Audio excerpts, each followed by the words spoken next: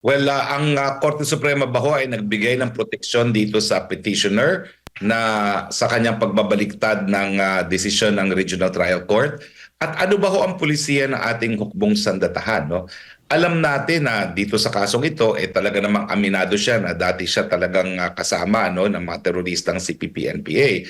So sa tingin ninyo, sa mata ng hukbong sandatahan, sino talaga ang pwede maging biktima ng red tagging? Dahil sa tingin ko, yung mga aminado naman na talagang kabahagi ng terorisang CPP-NPA, katotohanan yun pag tinawag natin silang terorista. Dahil meron pa ring bantag na terorista ang CPP-NPA, hindi lang sa Pilipinas, kundi sa Amerika at sa Europa. Yes, tama po yun, Attorney Roque. Kailangan klaruhin ito kasi ang palagi nagre-reklamo, itong mga aktivista na ito, aktivista kuno, but they've been identified already in the past as belonging to the underground. But palagi silang sinasaydan itong korte. I think lopsided na naman itong decision na ito ng Supreme Court. Ang tanong ko nga paano naman itong mga nag-file ng case tulad nitong Alliance of Victims of the CPP-NPA-NDF and Western Visayas Alliance of Victims of CPP-NPA-NDF. Mga biktima ito ng CPP-NPA. Paano man ang buhay nila?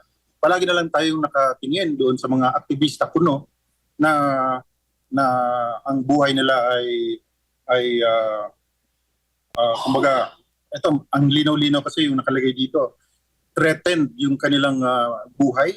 Alam nyo, ang dami na nating na-identify na mga komunista at terorista. Ito mo, nandyan pa rin sila.